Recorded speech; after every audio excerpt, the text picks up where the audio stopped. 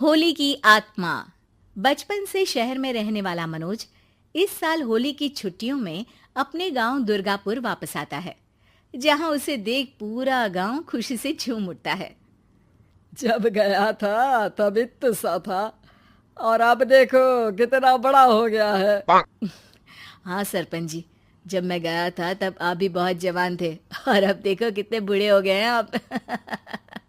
चलो चलो, बढ़िया है। बच्चा घर वापस आ गया। इसी खुशी में आज रात पार्टी होगी। क्या बात है, गांव में भी पार्टियां होने लगी। वैसे अगर पार्टी की बात है तो आज क्यों सीधा होली पार्टी करते हैं। होली पार्टी की बात सुन चहल पहल में अचानक सन्नाटा छा जाता है, जिसे देख मनोज को कुछ अजीब लगता है, लेकिन तभी सरपंच बात पलट देता है। अब बहुत देर हो गई, चलो सब अपने घर चलो, पार्टी के बारे में कल सोचेंगे।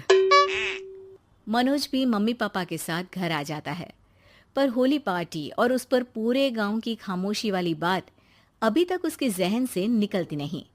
पापा, होली पार्टी की बात पर सब चुप क्यों हो गए थे। अरे होगी उनकी कोई अपनी बात। मुझे गांव की पंचायत ही थोड़ी पता है। थक गया हूँ, चलो सो जाते हैं, कल बात करते हैं। पापा की बात मानते हुए मनोज भी सोने चला जाता है। आज तो छुपा लिया, लेकिन हफ्ते बाद जब होली का दिन आएगा तब इसे कैसे रोकोगे। अगली सुबह सूरज के साथ ही मनोज भी गांव घूमने निकल जाता है, जिस पर रास्ते में उसे अपनी ही उम्र के कुछ लड़के भी मिलते हैं, जिनसे दोस्ती कर अब वो उनके साथ घूमने लगता है। इसी तरह कुछ दिन बीत जाते हैं और होली नजदीक आने लगती है। दोस्तों, होली में 4 दिन ही बचे हैं, पर गांव में उसकी कोई तैयारियां क्यों नहीं दिख रही। क्योंकि यहाँ होली नहीं मनाई जाती। अरे पर ऐसा क्यों। वो राजा भूषण। अरे तुम 4 दिन के लिए आए हो, क्या इतना सोच रहे हो। चलो कुछ खाने चलते हैं। इसी के साथ एक बार फिर होली की बात को टलते हुए देख मनोज को शक होने लगता है। वो घर पहुंचते ही इंटरनेट पर अपने गांव और राजा भूषण के बारे में जानकारी निकालने लगता है। क्या? मुझे आज तक ये नहीं पता था। ऐसा कैसे? किसी ने मुझे कुछ बताया क्यों नहीं? सारी जानकारी लेने के बाद मनोज गांव वालों या अपने मम्मी पापा से कुछ पूछे बिना खुद ही उसकी सच्चाई के बारे में छानबीन करने लगता है, जिसके चलते वो राजा भूषण की हवेली में पहुंचता है। वाह, क्या हवेली है यार। पर क्या यहाँ सच में कोई भूत है? हेलो भूत जी, कोई है क्या? हम इस साल गांव में होली सेलिब्रेट कर रहे हैं, क्या आप उस पर थोड़ा इंटरव्यू देंगे? मनोज के ऐसा बोलते ही गांव में तूफान उठ जाता है और हवेली में रखी सारी चीजें हिलने लगती है। एक अदृश्य शक्ति मनोज को धक्का देकर हवेली से बाहर निकाल दरवाजा बंद कर लेती है। ये सब देख मनोज हैरान रह जाता है। क्या अभी मुझे हवा ने धक्का देकर बाहर निकाल दिया? मेरे होते हुए इस गांव में कभी होली नहीं मन सकती, इसलिए दोबारा ऐसी कोशिश भी मत करना, अंजाम बुरा होगा। आवाज सुन मनोज हैरानी से इधर उधर देखने लगता है, पर उसे कोई दिखाई नहीं देता। वो गांव वापस आ जाता है, जहां तूफान की वजह से सब कुछ तहस महस हो चुका होता है। आखिर ये तूफान आया कैसे? ना ऐसा कोई मौसम था और ना ही हमने होली का त्योहार मनाने की बात की थी। सरपंच की बात पर कोई रिएक्शन दिए बिना मनोज चुपचाप अपने घर चला जाता है।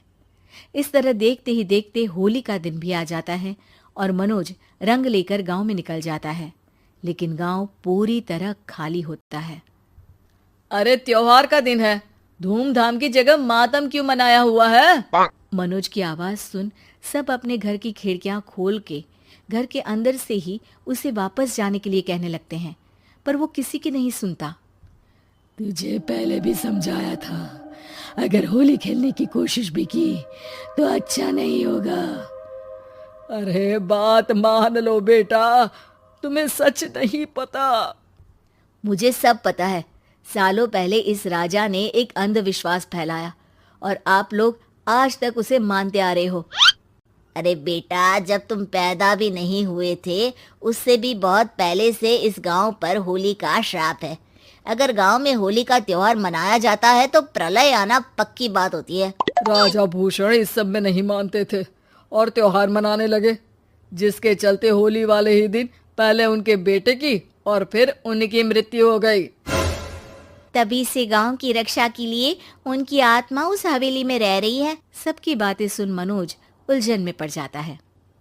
सोचना भी मत मनोज, अगर तुमने इस परंपरा को तोड़ने की कोशिश भी की तो उसका परिणाम इस गांव और गांव के लोगों के लिए अच्छा नहीं होगा। मुझे भी यकीन नहीं हो रहा कि आप लोग एक बेतुकी बात को मानकर सालों से रंगों के त्योहार को मातम की तरह मनाते आ रहे हो। मनोज किसी की कोई बात ना मानते हुए पूरे गांव में रंग बिखेर देता है, जिसके तुरंत बाद वहां तूफान के साथ बिजलियां गरजने लगती है। अचानक मौसम में ऐसा बदलाव देख जहां मनोज कंफ्यूजन में आ जाता है, वहीं गांव वाले डर से सहम जाते हैं।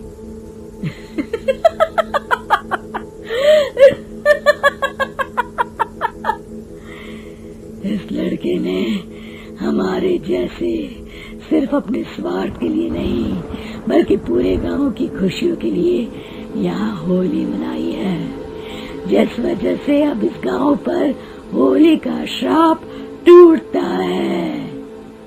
ऐसा बोलकर राजा का भूत वहां से गायब हो जाता है, जिसके बाद गांव के लोग धूमधाम से होली मनाते हैं।